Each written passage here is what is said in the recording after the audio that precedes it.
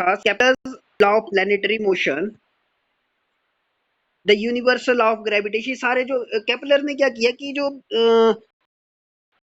हमारी सन कहाँ पे होता है, कैसे उसकी उसके अदर प्लैनेट से उसकी कैसे वो अदर प्लैनेट सन के इर्द गिर्द कैसे मूव करते हैं, ठीक है। ये सारी बातें जो है वो केपलर लॉ ने एक तरीके से बताई। वैसे तो अब हम जानते हैं कि इसके बारे में हमारे जो ऋषि मुनि हमारे ग्रंथों में पहले से लिखा हुआ, मगर बात ऐसी है कि अब जो हम अभी फिजिक्स में पढ़ रहे हैं ये वही चीज है जो जिन जो नॉन पर्सन ने और एक्सपेरिमेंटल की हुई है, ठीक है। तो वह तो वो भी हमारे जो ग्रंथ में भी एक्सपेरिमेंटल है, पर हम वो हमारी किताबों में नहीं है, ठीक है। तो इसके बारे में पहले हमारे ग्रंथों में लिखा गया है कि सन जो फिक्स है, इतनी दूरी है। तो चलिए वो अलग इशू है।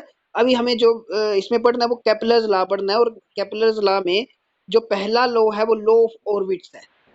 लॉ ऑफ ऑर्बिट्स क्या बोलता है कि each planet moves around the sun in an elliptical orbit with sun at one of the foci.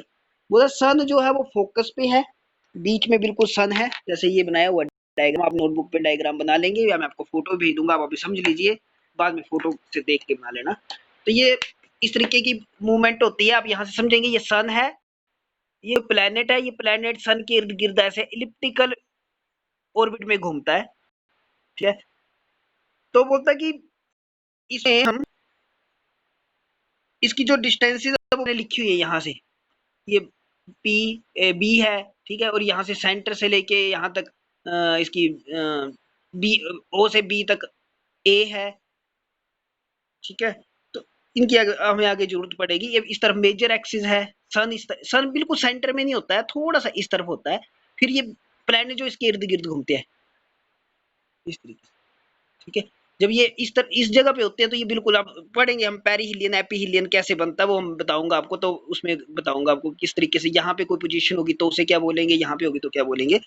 चलिए, तो इसकी सबसे पहले डेफिनेशन पता होनी चाहिए कि law of orbits, each planet moves around the sun in an elliptical orbit with sun at one of the foci. The distance of the closest approach, ये वाली बात, the distance of the closest approach of the planet at focus F1 यहाँ पे of an elliptical orbit is AS, ये जो part है A से लेके S तक, ठीक है। The distance, this distance is called perihelion, जो क्लोजेस्ट डिस्टेंस होता है उसको पेरिहिलियन कहा जाता है, ठीक है। द डिस्टेंस जो क्लोजेस्ट एस तक,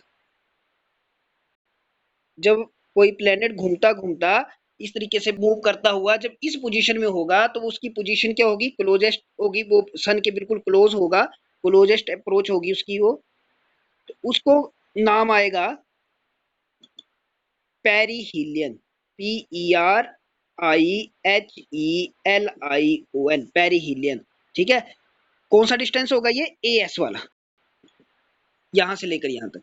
और जब प्लेनेट यहां से जाएगा और इस तरफ पहुंच जाएगा, अब देखिए ये कहां पे, अब इससे दूर है, सन से दूर है, इस पोजीशन को क्या कहा जाएगा, जैसे यहाँ बी पे है तो बी से एस तक की जो दूरी है इसको एपिहीलियन कहा जाएगा, ठीक है। द ग्रेटेस्ट डिस्टेंस जो होगा, ग्रेटेस्ट डिस्टेंस, जैसे अगर हम इस डायग्राम में देखें तो बी एस है, एस मतलब सन, बी मतलब प्लेनेट जहां पे है, ये पोजीशन है प्लेनेट की, एस जो फिक्स है तो इसलिए मैंने एस ही लिया यहाँ पे, बी एस जो है इसको कहा जाएगा एपहीलियन। ये बहुत इंपॉर्टेंट बात है, ये 1 मार्क्स में भी आता है और ऐसे भी पूछा जा सकता है, कहीं पे भी पूछ सकते हैं कि जब प्लेनेट जो है वो सन के इर्द गिर्द घूमता है तो उसकी जो क्लोजेस्ट अप्रोच होती है उसको क्या बोला जाता है, जब वो सन के बिल्कुल क्लोज में होता है तो उसको क्या बोला जाता है, पेरिहिलियन। और जब वो प्लेनेट सन के दूर होता है, सन से दूर होता है तो उसको क्या बोला जाता है, एपीहिलियन। दो चीजें होती है। The eccentricity of an ellipse is defined as the ratio of the distance SO and AO, ये आपने अपनी सीख लिया ये, the eccentricity of an ellipse, क्योंकि अब ये सेंटर नहीं है। अगर हम माने, देखो हर एक चीज का हमारे पास फार्मूला, अगर मान लो इसको मैं सर्कल होता तो सर्कल में तो हम सेंटर निकाल सकते हैं, पर अब क्योंकि ये तो एलिप्टिकल, इसमें कोई सेंटर नहीं होता है तो हम इसको एज एक ये सर्कल की तरह ही कंसीडर करते हैं कि ये एक सर्कल ही है। पर जो एक्चुअल में उसमें अगर इसकी इसेंट्रिसिटी निकालनी हो तो कैसे निकलती है, इसेंट्रिसिटी को ई से डिनोट करते हैं, वो होती है S O divide by A O, S O divided by AO. AO और ओ भी आपस में बराबर है, एओ और ओ बी ये बराबर होगी, ठीक है। एओ से लेके ओ बी तक बराबर डिस्टेंस है ये, क्योंकि ये सेंटर पॉइंट लिया हुआ हमने। तो E is equal to S O upon A O, where A O is equal to O B is equal to, इसका सेम डिस्टेंस है ए, जितना ओ से बी दूर है उतना ही ओ से ए दूर है।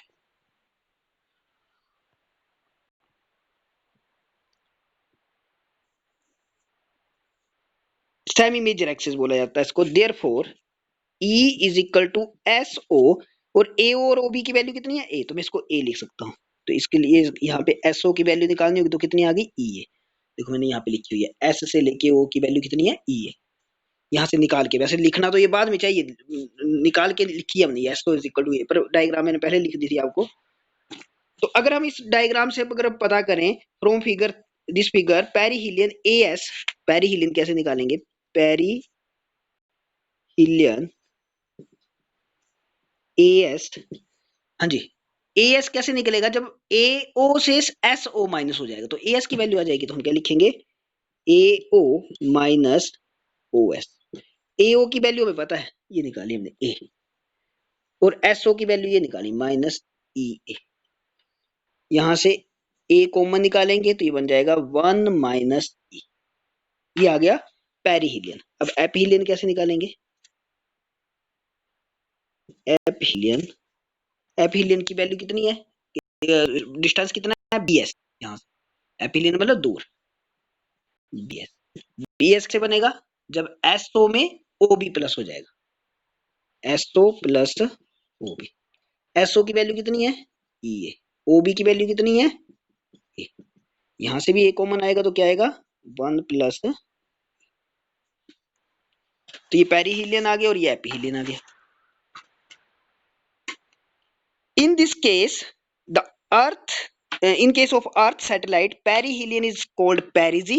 ये बहुत इंपॉर्टेंट बात है, ठीक है।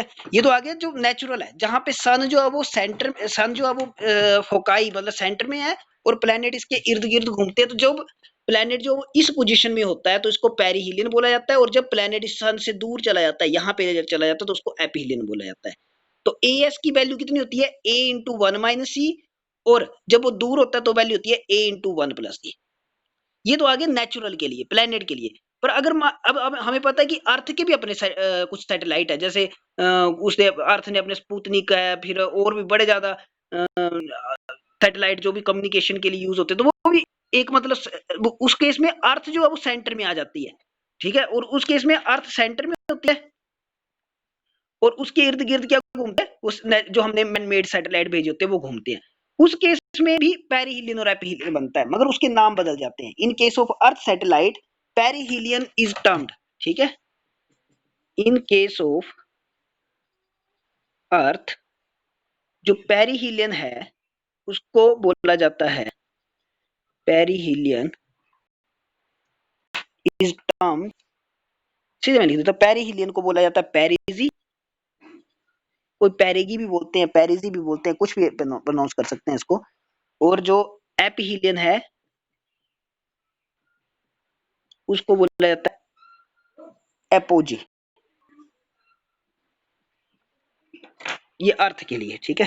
For ellipse E is less than 1, for a circle E is equal to 0, ठीक है। जो इसेंट्रिसिटी होती है वो सर्कल इसके लिए, इलिप्स के लिए लेस देन 1 होती है, और अगर सर्कल होता तो ई जो है वो 0 आना था, ठीक है। अब क्योंकि ये हम इस सेंटर ही मान के चलते हैं लगभग कि ये एक सर्कल तरह है, ठीक है। हम इसका अगर सर्कल होगा तो ई 0, और अगर इलिप्टिकल होगा तो ई इज लेस देन 1। तो ये हो गया आपका लॉ ऑफ ऑर्बिट, ठीक है भाई।